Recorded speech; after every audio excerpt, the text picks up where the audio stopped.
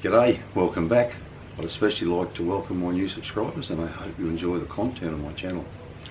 If you missed part 1 of the lathe restoration and upgrade, there's a link up there now. You can go watch that first, then come back and watch this one. Alright, so let's not dilly-dally around, let's head over to the vise, get on with it.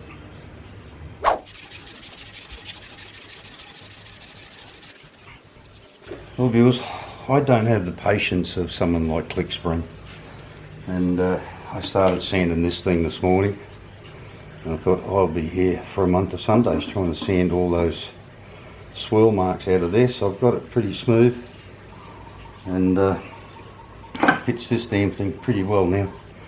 So I'll smooth this out a fair bit. I could do with a bit more yet, but I won't make you watch that. So I'll keep on with this and until we get this to where I want it to be. Something else I decided I want to do is I'm going to clamp this onto there, mount this onto the mill, and then mill the top off this to make sure it's completely parallel with the bottom of the table there. And I'm going to also try and mill the tops of these each side to make sure they're all in a flat line, because I ran a bit with a grinder before.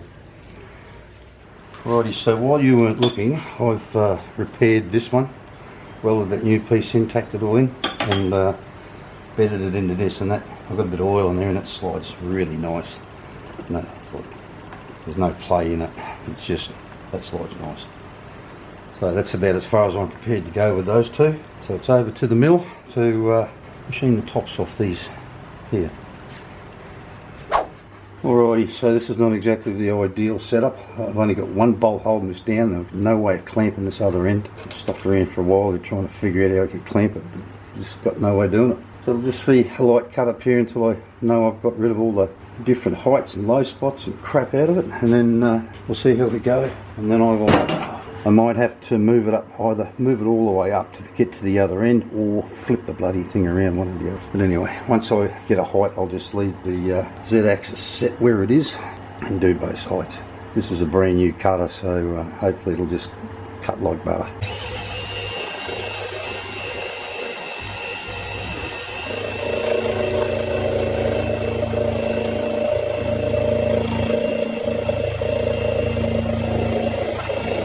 Alrighty, so that's the extent of the travel, and shit, that's taken a lot more off there than I was hoping it would. Anyway, I'll bring you back in a minute after I've moved all this up. Alrighty, I'm going to stop right there. I should have, wish I thought of this before. I've been seriously contemplating putting another pair of bolts up in here to mount it onto the bed, with the main bed width. So I think I might go and add those two holes now before I go any further. Cut this one off if I have to, because actually there's a step in there. Not happy about that. But anyway, I think I'll do that. Alrighty, so drilled those two holes in there. Now I can clamp it down nice and solid. Did something else as well. I put one of my big parallels under here, because what I didn't notice was this just here would have been holding it up just a little tiny bit. That's probably why I end up with two different heights here. But anyway, so we'll give it another light pass down through here. Hopefully that'll be the end of that. And then we'll do this side.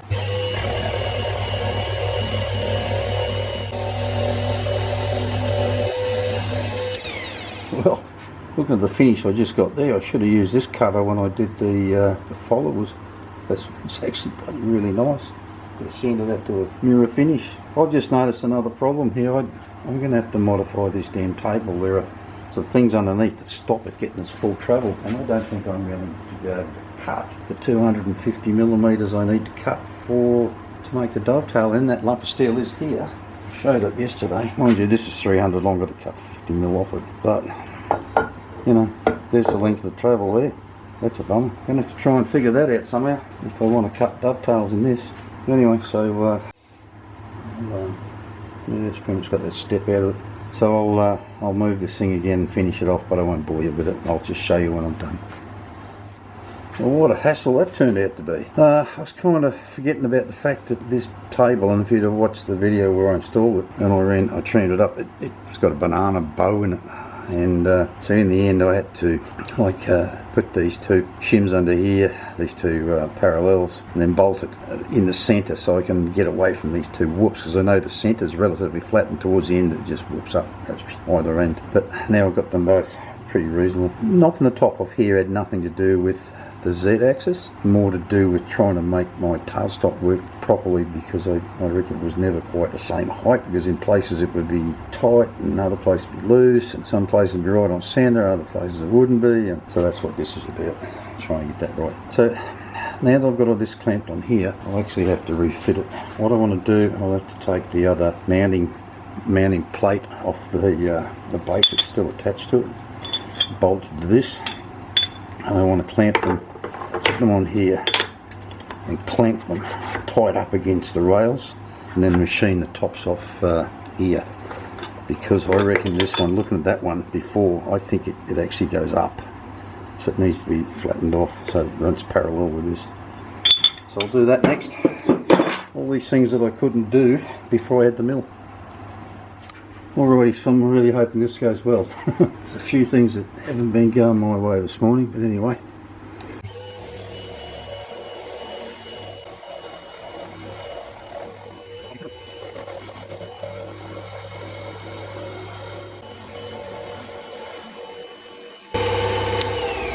Well, just as I suspected, it took a lot more off up this end than it did down that end, so that's that one. Now I've got to hope I can reach this one, but I can, oh Jesus, I'll come back there. Alright, had to turn the whole freaking thing around. I couldn't just take it off the front, put it on the back, because I want to machine it clamped up to the rail that it's going to run on. So let's go.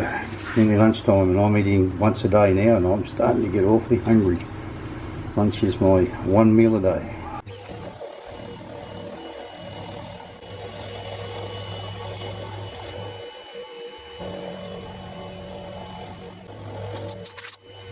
Alrighty, I think that's just about it, I reckon, for the main carriage side of things.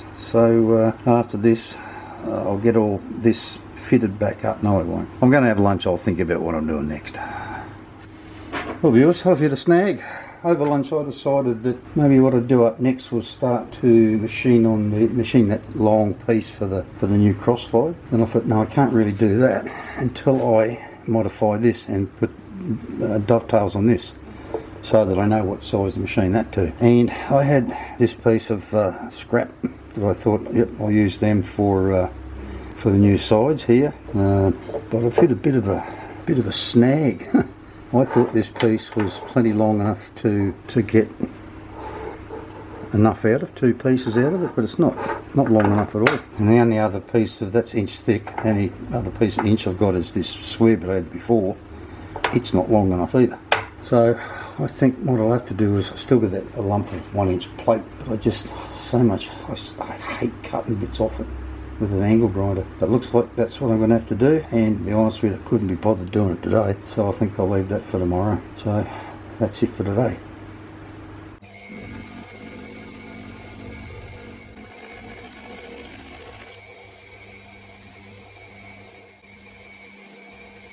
Alrighty, so while you guys weren't looking this morning, I cut a chunk out of that plate and machined it all up along with the other piece. I also got to say that the jury is still out with me on what's the best tool for fly cutting. That side there, I fly cut with the button tip, and it looks like shit. And this side, you just saw it cut with the other tip I used to use, and it looks like shit as well. But anyway, I'll deburr that to get it ready. I've got this plate all stripped down now, ready to rock. So what I'm going to do is, I've only sort of rough machined that side, fly cut these two, and I haven't done anything with that side. That will be the outer edge, and this will be the edge that bolts up to this plate. And I'll machine that outer edge afterwards to clean it all up once I'm done. So next step is bolt them up to the plate and work out where I'm going from there. I had to order a new dovetail cutter this morning. Listen to that stupid thing. That's a guy that rides through the village with a little boiler and some black ink, offering to dye things black. God knows why. Anyway, I had to order a new one this morning because I forgot I chewed the tips off this bugger last time we used it. So that's another cost I wasn't looking forward to. That big lump of steel for the cross slide cost me 900 baht, I think. And this thing was nearly 800 delivered. It's getting a bit of an expensive exercise. But anyway, so I've had enough for one day. I'll get on some more with this drill and tap all these holes and fix these things to it tomorrow.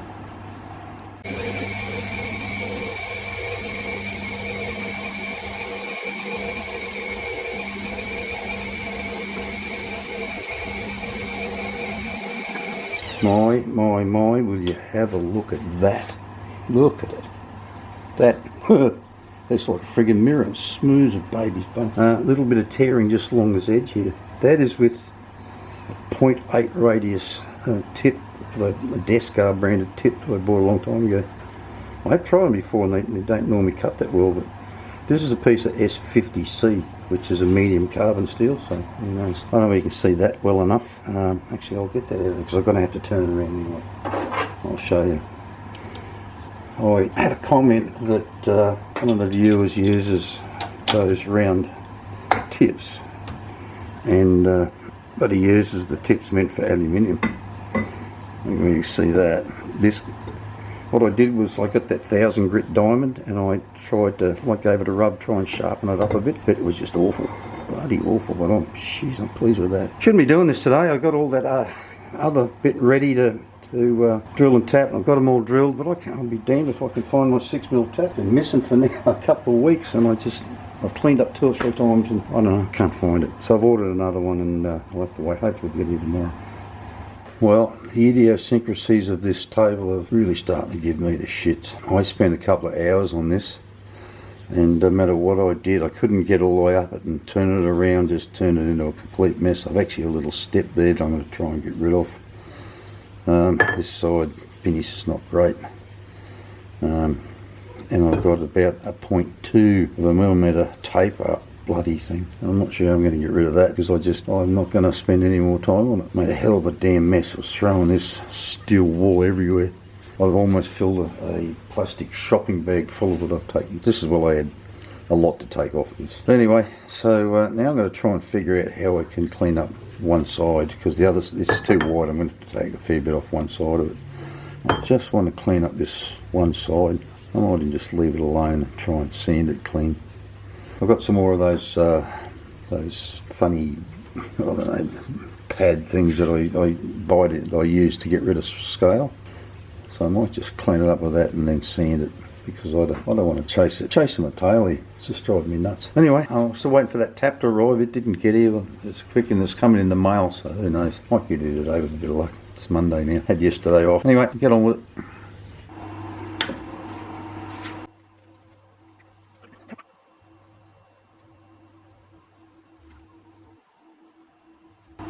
Well, I've had a bit of a wind this morning.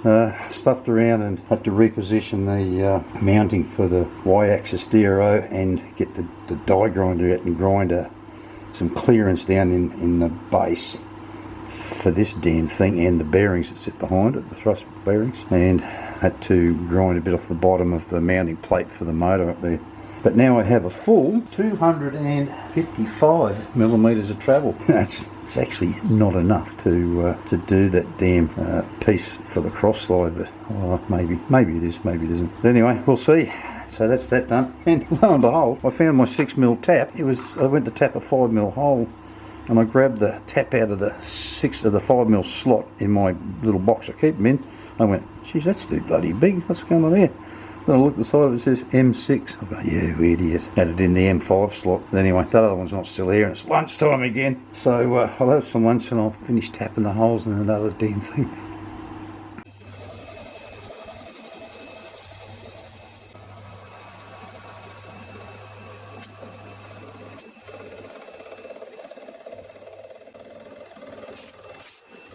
Well, that's come up pretty good.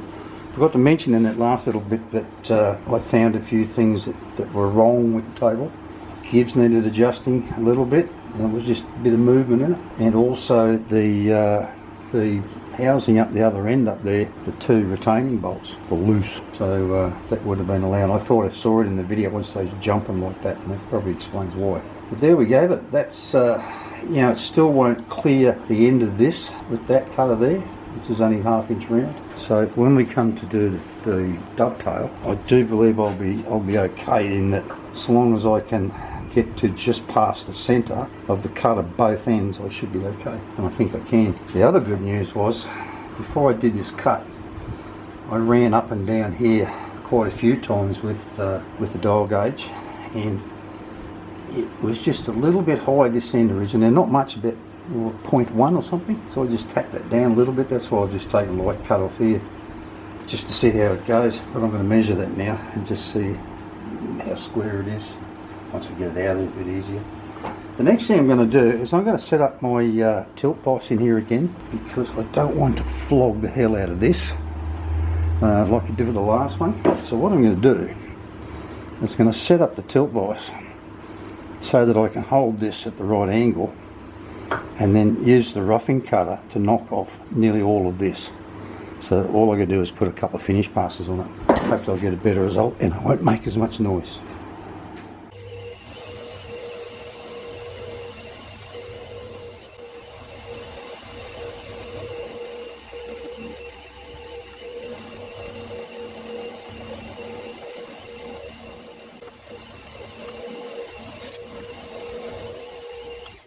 Well, I've got to say, that was a very slow and long-winded process, and to be honest with you, I'm not even going to come near this thing with the dovetail cutter, because that's pretty spot on as it is. I'm a little pleased. This must be getting, this is supposed to be solid carbide, Italian made solid carbide, this thing, but when I first started I was getting beautiful finishes, no swirl marks, nothing, but it's obviously starting to get a bit blunt. And at one stage, going in that direction, I got really good finishes. Going this way, I got things more like what you can see there. But anyway, this one gets the gib on it, so it's not overly important anyway how good the finish is on it. But I will just dress that up a little bit. But anyway, it's shopping day, so I've got to take the wife shopping, and she's had a little bitch already this morning about how much noise this made. It's taken an hour and a half. I think I might have said that already to do that, and it's the deeper I got into it, the smaller the cuts I had to take to try and keep the noise down. But it wasn't about how long it was going to take, it was about how much noise it was going to make. At this point in the video, I'd like to thank my patrons for the continued support. It's greatly appreciated. If you'd like to become a patron, there's a link down in the description. You can sign up down there and toss me a couple of dollars every month. If you don't want to become a patron, there's always Buy Me a Coffee, and there's a QR code on the screen there. You can scan that, or there's always that thanks button down there. Alrighty, that almighty Baloo with the wife on the way shopping, going off a brain about I'm making too much noise and they're going to come and drag me away, and she won't be able to help me. God. Drove me nuts. So I took a slightly different approach on this one. I used my little 8mm roughing. It allowed me to take deeper cuts, but and you know, without making as much noise as I was with that 1/2 inch one. Now I've got that another one of these 0.8 radius desk cut tips in here, and I just, because this one is a running surface, and that's not bad, but I can actually feel the edges between those cuts, and I just want to get it all one level. I'm hoping I get another one of those, see a face in it finishes like I got yesterday or the day before.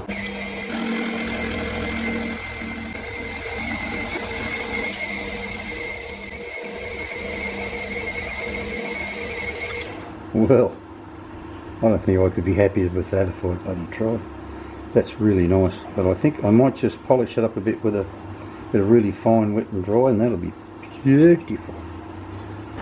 Alright, I'm not looking forward to doing that long one, because this has literally taken all day to do these two, and I couldn't have cut them with the with that new dovetail cutter if I wanted, because it won't cut deep enough to cover all of that. So when I do the base piece, I'll actually have to machine a recess in it, because it won't cut that full width on it, and it's even wider. This is not 25mm, it's 25mm. I don't think. Another thing, this thing was bouncing around a lot while I was cutting with the roughing cutter, and I'm tempted to make up a nut, a 12mm threaded, M12 threaded nut to fit the table, and take the base off this thing and bolt this setup straight to the table so it's not sitting so high. And I think I might do that when I come to do the base, because I'm going to have to cut it the same way, I think, and not use the dovetail cutter. But anyway, we'll see what happens.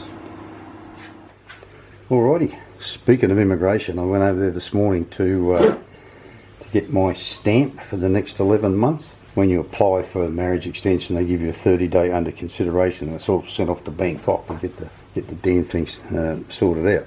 Anyway, over there this morning, because my 30 days is up, I waited 25 minutes because the woman who does it was late for work. I need to be told Bangkok's also late, and they haven't finished them yet. Come back on Friday. Yeah, good on you. I wouldn't mind betting I won't be ready Friday either. Anyway, so right, now I've got this all done. That running surface, I've sanded that a lot this morning on a nice flat surface, or flat-ish surface, piece of ground granite, and then hit it with some wet and dry. It's come up beautiful, so that'll be really nice. You can see that in there, or not, probably not. It's come up really nice. A couple of little swirl marks in it there, but that'll help retain some oil. And like I said, this side here, it doesn't matter because it gets the give up against it. Speaking of the give, a lot of work to do to this. I didn't buy any, and this is too thick, I don't want to use that. So I've got to thin it out a bit, and I've got to put some bevels on the edge of it. This has still got a lot of work to do to it. Now that I've finished that part of it, I've got to work out just how wide it needs to be minus the give, and that's 10 mil. I'm going to reduce it down to 6 mil, maybe even 5. And then I'll have to take a bit off the edge of this.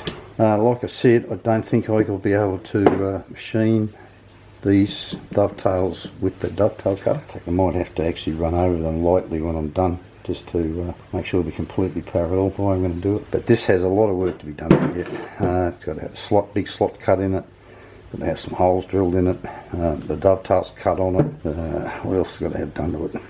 Got to try and sort out this bloody taper that's in it. But I've got a planned stand, and I'll see if I can get that out. But all of that is far too much for this video, so this is about as far as we can get this week, I suppose. This has all taken a bit longer than I was hoping. But anyway, thanks for watching. I hope you enjoyed it. If you did, make sure you give it a great big thumbs up. Smash that like button. And I'll see you all next week for part 3 in this little trilogy. Well, I hope it doesn't go any further. But anyway, see you next week. Bye-bye.